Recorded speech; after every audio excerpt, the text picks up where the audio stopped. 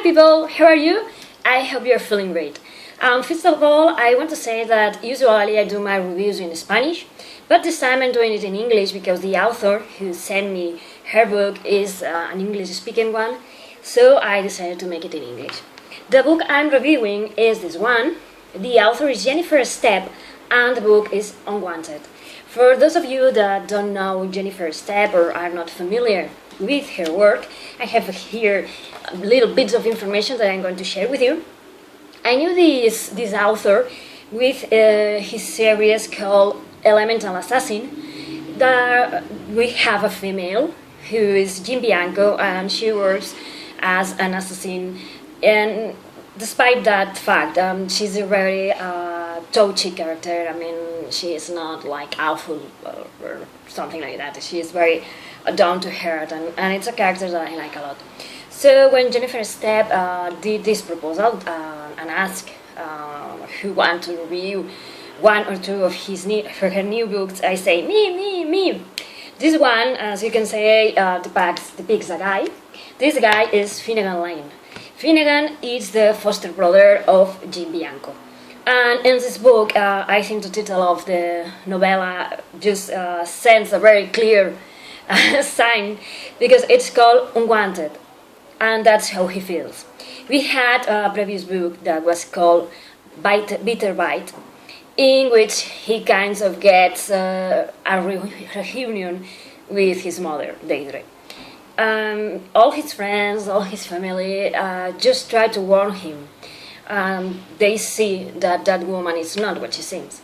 But Finnegan has wanted to see his mother, to know her mother for so long, that he just disregards the opinion of those around him and trusts her blindly.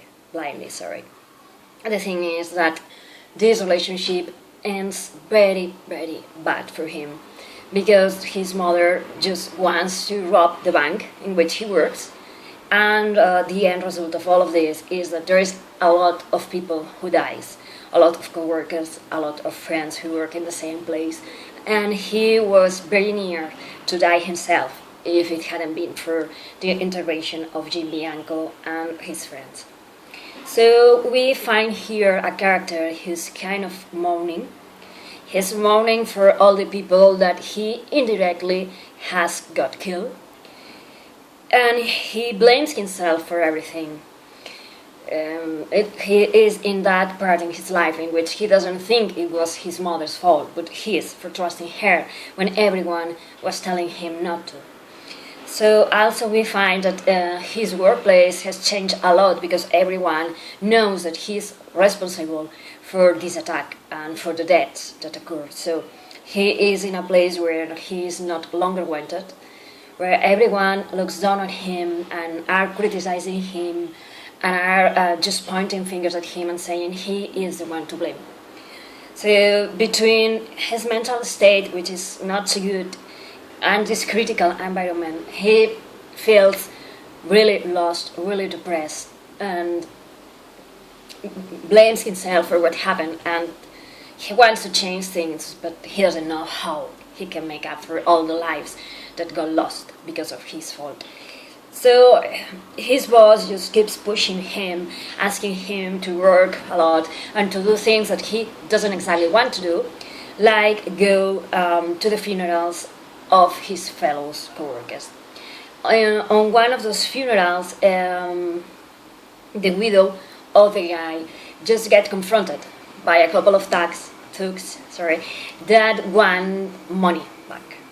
I'm not going to explain or go into much detail about why this money is owned or why this girl is being in the point of view of these nasty underworld giants, but this is one thing that you will have to discover for yourself. But just let's say that when he finds this woman who is a widow because his husband died on the bank robbery and the bank attack, he feels like he wants to do something for her. So this is the right opportunity. He has to protect her and his son from these thugs.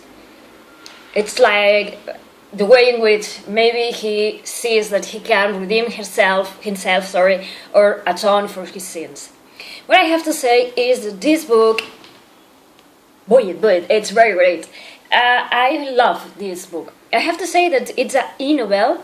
I mean, you can get it in Kindle format. It's going to be on sale in like 5 days, in July the 18th, sorry. And the following book, that's the number 15, it's called Unraveled, and you can see it hitting the stores on August the 30th. So the thing is, I think this book is very good. If you are following the books in correct order, you are going to enjoy this book, because I don't know about you, but I like Finnegan a lot, and I wanted to know what was going to happen with him and his feelings of hurt and humiliation, of depression, of not being good enough, or having been fooled by his mother Deirdre. So this book for me was very good. But I also think that if you are curious about this author, but are scared because there are like 15 books are there and you have to get all of them or such things, I think that if you grab this one, it can be easily read. Like I think it took me like an hour or an hour and a half, and it gives you a vibe, a good feeling about what this series of book is about. You have all kinds of people. You have assassins, and you have underworlders, and you have kind of magicians, and you have a lot of a world created. And here you have a little bit of a taste of that world. So, you know, maybe if you don't know where to begin with these books, you can try to read this one and get a feeling for it. I have to say that not all the books are like this one.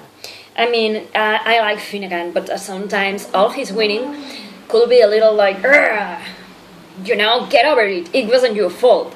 Although it feels like it was, but it wasn't. It was your mother. Just come on, get up and do something. He finally does that. He gets up and he does something, and in taking action, he finds a way of redeeming himself and showing that he's much more than the people think he is.